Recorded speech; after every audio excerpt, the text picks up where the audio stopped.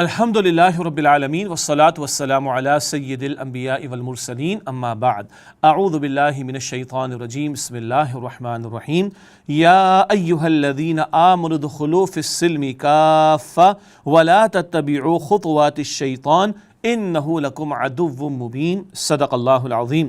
اللہم صلی علی محمد وعلی آل محمد وبارک وسلم۔ رب اشرح لی صدری ویسر لی امری واحلل عقدۃ من لسانی یفقہوا قولی واجعل لی وزیرا من اہلی آمین یا رب العالمین۔ ناظرین کرام السلام علیکم ورحمۃ اللہ وبرکاتہ۔ آج کی آیت کے حوالے سے جس آیت کریمہ کا ہم نے انتخاب کیا ہے یہ سورۃ البقرہ کی آیت نمبر 208 ہے۔ رب کائنات نے اس مقام پر ارشاد فرمایا یا ایہا الذین آمنوا ادخلوا فی السلم کافہ، اے ایمان والو اسلام میں پورے کے پورے داخل ہو جاؤ، ولا تتبعوا خطوات الشیطان، اور شیطان کے نقش قدم کی پیروی نہ کرو، انہ لکم عدو مبین، بے شک وہ تمہارا کھلا دشمن ہے۔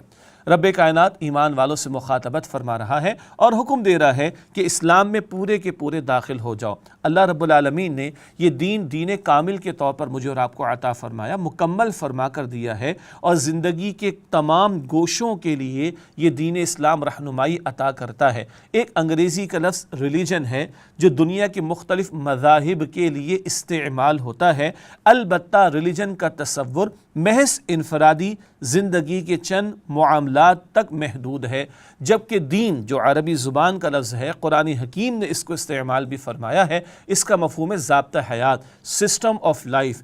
تو Islam is not just a religion, Islam is دین۔ اسلام فقط زندگی کے چند انفرادی معاملات ہی کے لیے رہنمائی عطا نہیں کرتا، بلکہ زندگی کے تمام گوشوں کے لیے اور اجتماعی معاملات کے لیے بھی مکمل رہنمائی عطا کرتا ہے۔ دین اسلام ایمانیات بھی سکھاتا ہے، دین اسلام عبادات بھی سکھاتا ہے، دین اسلام اخلاقیات اور معاملات کے لیے بھی رہنمائی عطا کرتا ہے، دین اسلام حقوق العباد کی بات بھی کرتا ہے، دین اسلام حقوق اللہ کی بات بھی کرتا ہے، دین اسلام نکاح کے بارے میں اور گھر گھر ہستی کے معاملات کے لیے بھی رہنمائی دیتا ہے، دین اسلام خوشی غمی کے لیے بھی رہنمائی دیتا ہے کہ کیا کرنا ہے کیا نہیں کرنا، اور یہ دین اسلام معیشت کے لیے، معاشرت کے لیے، عدالت کے لیے، ریاست کے لیے اور بین الاقوامی امور کے لیے الغرض زندگی کے تمام گوشوں کے لیے رہنمائی عطا کرتا ہے۔ البتہ یہ رہنمائی فقط اس لیے عطا نہیں کی گئی کہ اس کو پڑھ لیا جائے، سمجھ لیا جائے، لکھ دیا جائے، چھاپ دیا جائے، بیان کر لیا جائے، بلکہ اللہ چاہتا ہے کہ دین اسلام میں مکمل طور پر داخل ہو جاؤ، جس کے لیے انفرادی زندگی کے معاملات میں فوراً عمل کرنا ضروری ہے۔ نماز کا حکم ہے، زکوٰۃ کا حکم ہے، ماں باپ کا ادب کرنا، ماں باپ کے ساتھ اس سے سلوک کرنا، فوراً عمل کرے آدمی۔ جھوٹ سے بچو، غیبت سے بچو، فوراً آدمی اپنے آپ کو بچائے۔ لیکن زندگی کے اجتماعی معاملات کے سود کا دھندا اور نظام ختم ہونا چاہیے، بے حیائی کا طوفان ختم ہونا چاہیے، عدالت میں فیصلے بندوں کے قانون کے مطابق نہیں، انگریز کے کالے قانون کے مطابق نہیں، رب کی عطا کردہ شریعت کے مطابق ہونے چاہیے۔ معیشت کے معاملات ہوں تو وہاں سے حرام کا خاتمہ کیا جائے، سیاست کے معاملات ہوں تو اللہ کی حاکمیت کو قائم اور نافذ کرنے کی کوشش کی جائے۔ یہ زندگی کے تمام امور کے لیے تقاضا کیا جا رہا ہے۔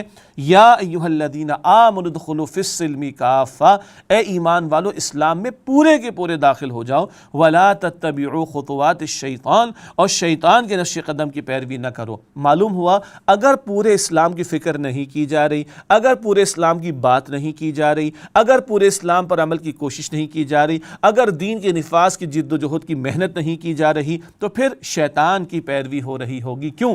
دنیا میں دعوتیں دو ہی ہیں، رحمان کی دعوت ہے اور شیطان کی دعوت ہے۔ اسی طرح دنیا میں پارٹیاں بھی دو ہیں۔ سورہ مجادلہ 28 پارے کی پہلی سورت ہے، اس میں ذکر آتا ہے ایک حزب اللہ ہے اور ایک حزب الشیطان ہے، ایک اللہ کی پارٹی و جماعت ہے، ایک شیطان کی پارٹی و جماعت ہے۔ تو اللہ کے دین پر عمل نہیں ہو رہا تو پھر پیروی کس کی ہو رہی ہے؟ شیطان کے نقش قدم کی پیروی ہو رہی، اور اس کی پیروی کرنے والا قرآن بتاتا ہے کہ وہ جہنم میں ڈالا جائے گا، شیطان بھی اور اس کی پیروی کرنے والے بھی، اللہ حفاظت فرمائے۔ تو پورے کے پورے دین پر عمل کے لیے دین کو سیکھنا، دین پر انفرادی سطح پر فوراً عمل کرنا، دین کی دعوت کی جد و محنت کرنا اور دین کے قیام و نفاذ کی جد و جہد کرنا ہمارا فرض بنتا ہے۔ فرمایا کہ ولا تتبعوا خطوات الشیطان، اور شیطان کے نقش قدم کی پیروی نہ کرو، انہ لکم عدو مبین، بے شک وہ تمہارا کھلا دشمن ہے۔ اللہ تعالیٰ شیطان کے حملوں سے ہمیں بچائے اور پورے کے پورے دین پر عمل کی کوشش کرنے اور جد و جہد کرنے کی توفیق عطا فرمائے۔ وآخر دعوانا ان الحمد للہ رب العالمین،